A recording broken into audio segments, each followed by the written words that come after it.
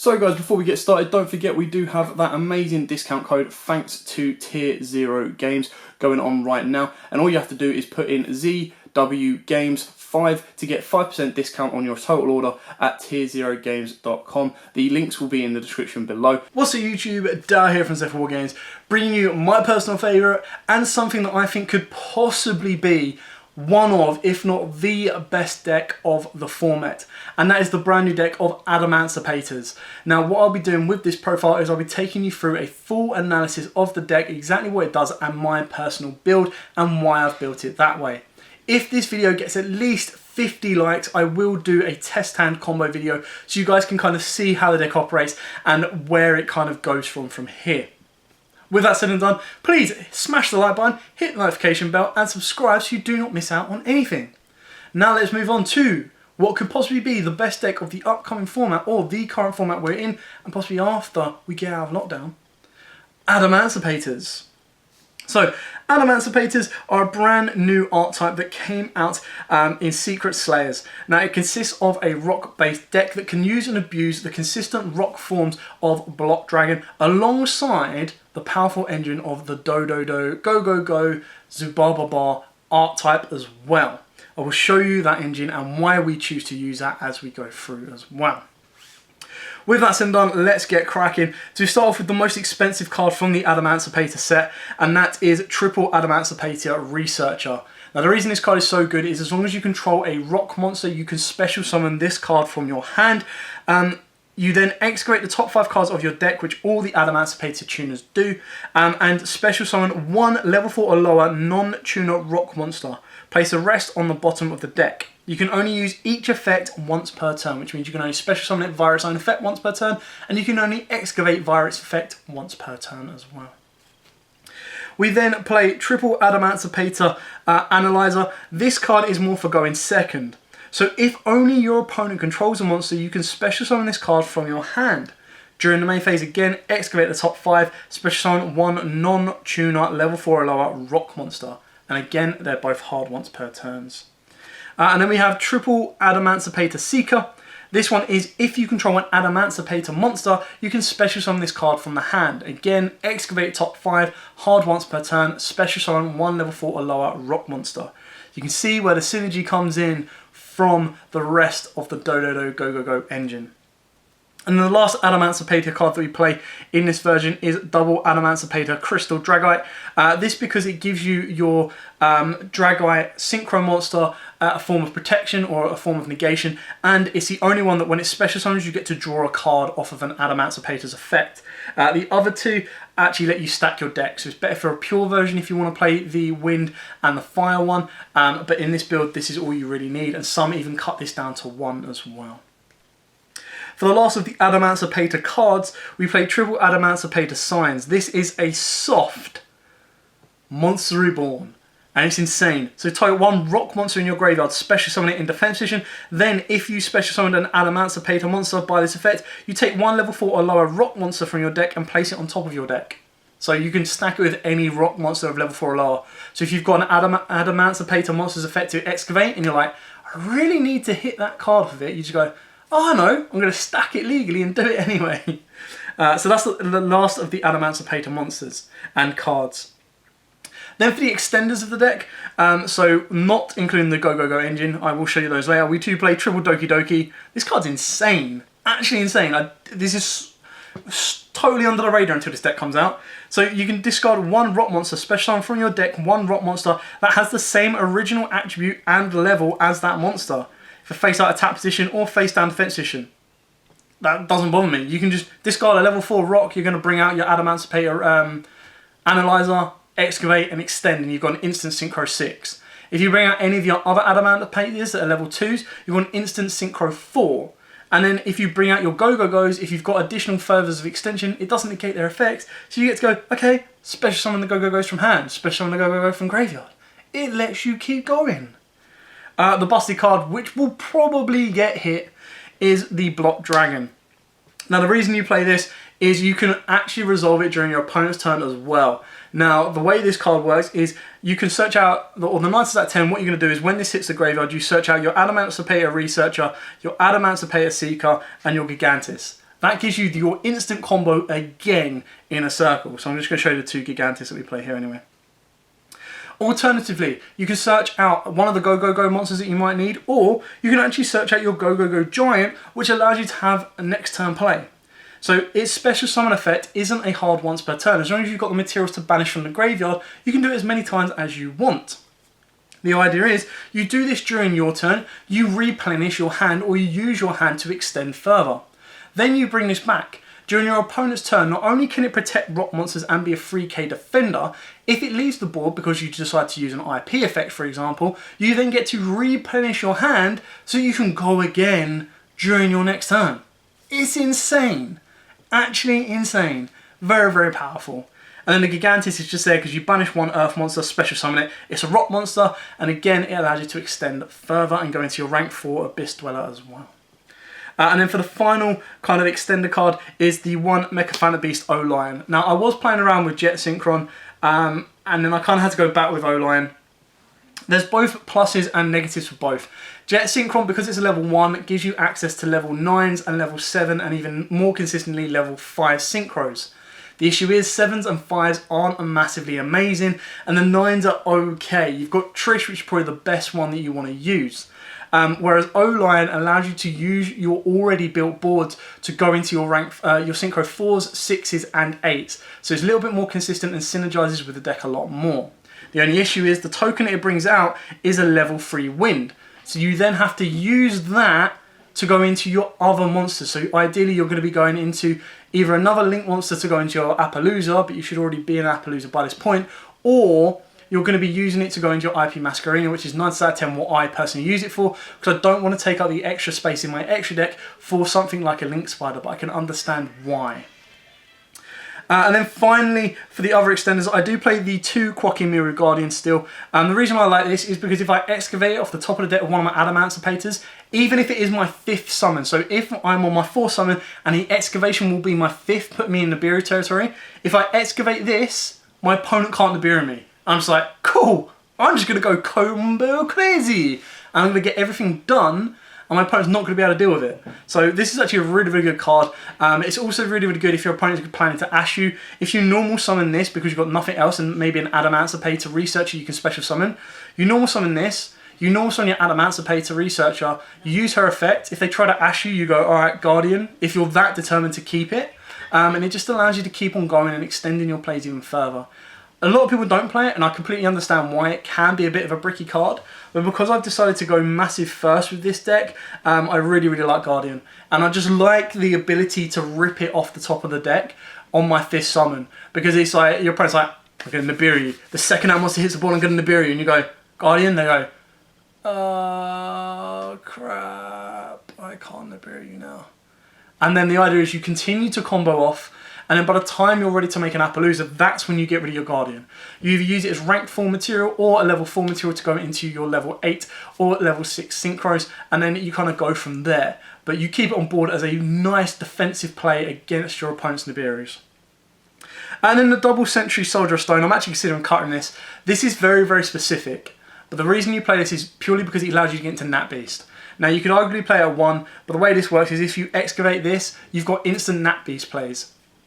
So you can, I would probably take these out, to be honest, for other other extenders or just other spell cards or trap cards or Ash Blossoms, anything you kind of really want to, if you know you're not going to be up against a spell heavy deck. It's very, very specific and it's not always guaranteed. It's just another option you can go for.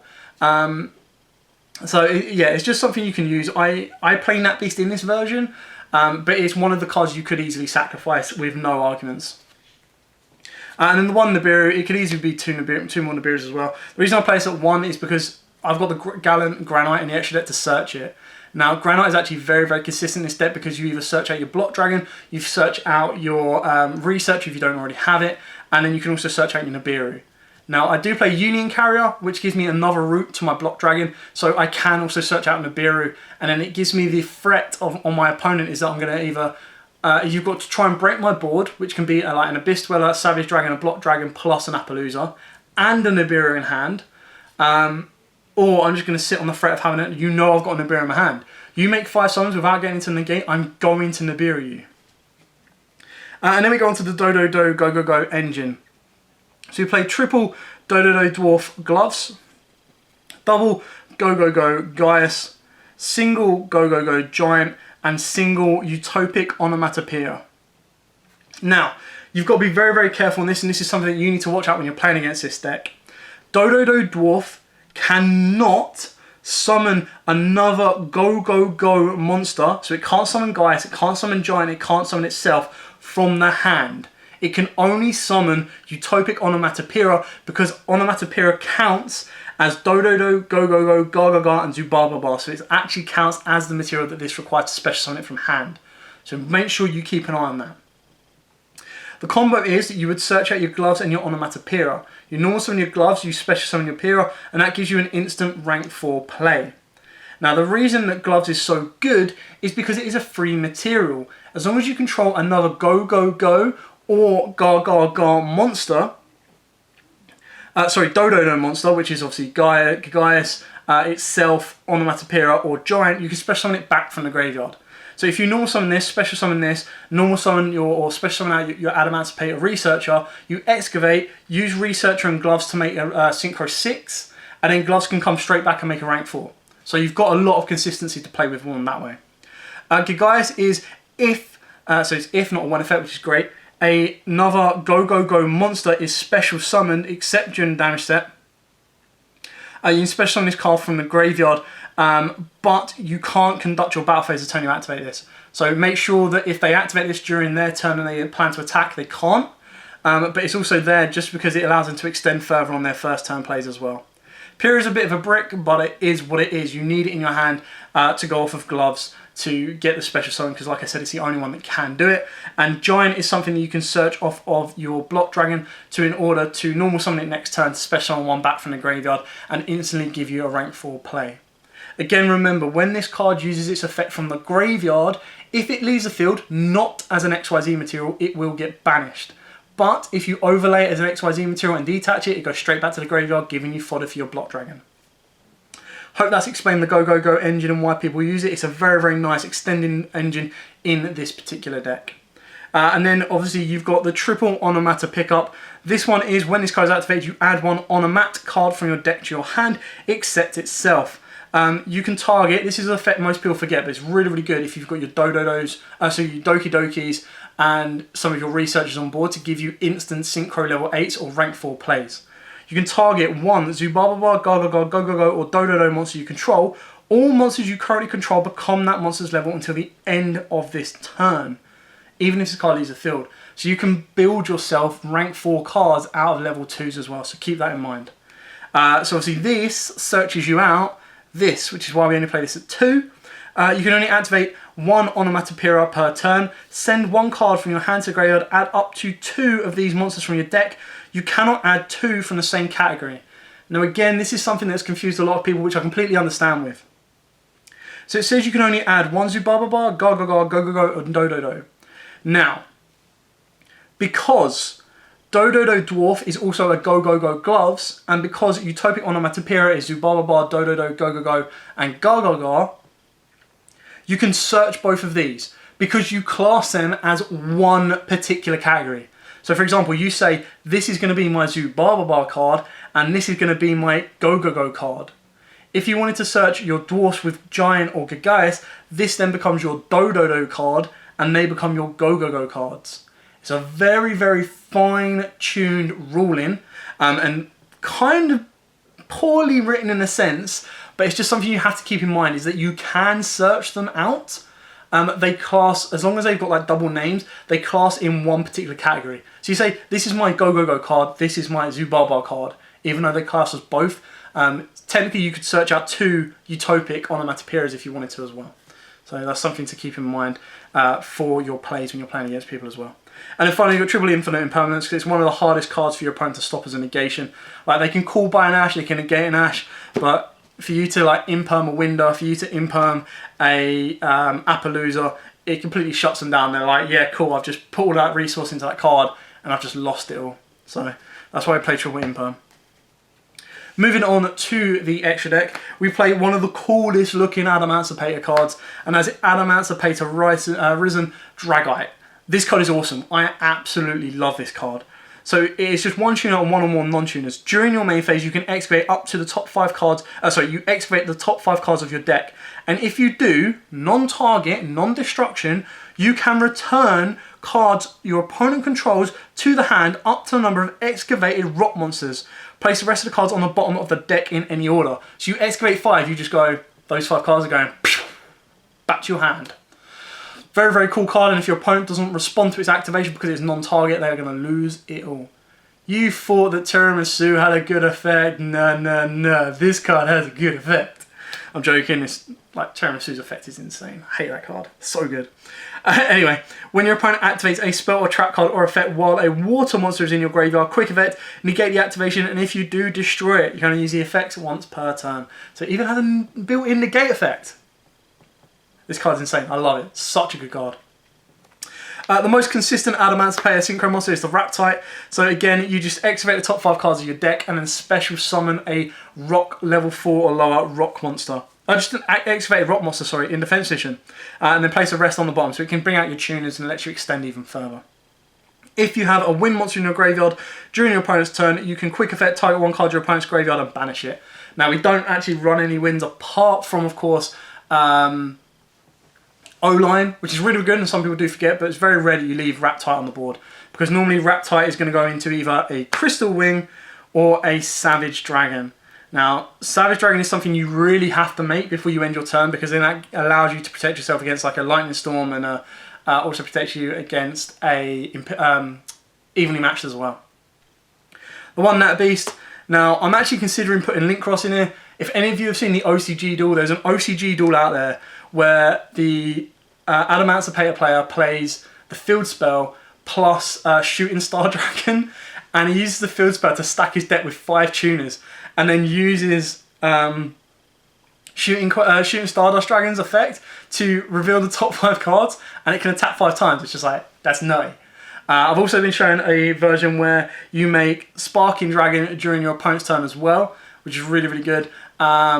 So there's a lot you can actually do with this deck, and the reason Link Cross works really well is you turn Needle Fiber into this, you give out 2 level 1 tokens, and you use 1 level 1 token and Jet Synchron to make Formula Synchron, draw 1 card, and then you make Stardust as one of your level 8s, and then you make Shooting Stardust Dragon as well, and you just go, poof, off you go. So really cool interaction, I like it. Herald of Arclight, again, another option that you can make going first to stop yourself being Nibiru'd, but you do have to be very, very cautious because any monster sent from the hand or main deck to the graveyard is banished. So you have to remember that, because if you or your opponent drops a monster from the hand or main deck, it's going to get banished. So it's very, very good against Shadows because they go Shadow Fusion. It's like, alright, cool, they're all going to get banished. So you've got to be careful on it. And it can also hurt you if you start sending cards from your hand to the graveyard or your main deck to the graveyard. It's very rare that you do, but you've just something you've got to keep in mind. And then for the Link monsters, we'll go low levels. I'll actually go with the XYZs first because we only play 2. Play the Gallant Granite and the Abyss Dweller. You can put a Tornado Dragon in there, but these two, obviously this searches out like 80% of your deck. Maybe 90% of your deck actually. And then Abyss Dweller is probably one of the most powerful rank 4s right now to shut down the graveyard. So it shuts out Eldritch Traps from the graveyard, and it also shuts down Shadows as well. So it's a very, very powerful rank 4. For the Link monsters, we've got the 1 Union Carrier. This alongside Nat Beast is another card you could easily cut should you want to. This is just here for another way of getting to Block Dragon if I choose to search out Nibiru. Because you make a monster, put Block Dragon to it, and as long as you're going to get rid of that monster, Block Dragon then triggers its effect. So it's a way of getting Block Dragon to the graveyard and getting the effect off it without having to banish 3 in the first place. The 1 IP Masquerena, combo this with your Block Dragon into like an Appaloosa that can't be destroyed by card effect, or if you've already got an Appaloosa, it goes into a Nightmare Phoenix co-linked so that your Appaloosa can't just be run over, which is good at it, and then your Block Dragon gets you your search as well. And then you've got the 1 Crystron Halifibrax. I think I got that right. I'm getting there. Halifibrax. I still want to call it Needle Fiber so bad. Bring out your O-line, make it with any of your rock tuners, and just gives you that extra monster to extend to either go into your Appaloosa or of course your Boral Sword Dragon. Nightmare Unicorn, another card to come off of IP Masquerena. And then speak of the bosses, you got your defensive Appaloosa and you got your offensive Boral Sword. You should be able to win the game without Boral Sword, but it means you don't have to waste as much time, you don't have to extend as far. You just go, right, cool, Boral Sword, attack, game done. Because you're going to bring out so many synchro boss monsters that if you bring out your Adamancipator Dragite, you go, cool, Dragite, escalate 3 to 5 cards, bounce them, extend my board, make Borrelsword, attack with Dragite, switch Dragite, attack, and that's going to be your game. So very, very good kind of combo between those ones as well. And that, ladies and gentlemen, is it for the Adamancipators. This is a deck that I'm personally going to be playing. I really, really love it right now. Very, very cool, very, very fun. You've got more control in your Eldritch, but you've also got more kind of combo orientated with your Adamancipators. And I think they're really, really fun. It's a shame that researchers gone up to like $70 or 70 quid each. But unfortunately, that's just kind of what happens when a card or a deck is so hyped up during this common format. Even though we're online, so it's kind of interesting, ain't it? Anyway, thanks for watching. Don't forget to like, comment, subscribe, share. Like I said, if this gets 50 likes, I will drop a test hand video as well, so you can see how the deck operates and how it can kind of perform under certain threats of Nibiru, Ashes, Appaloozas, how it goes first and second. Anyway, like I said, like, comment, subscribe, share, and as always, guys, happy dueling.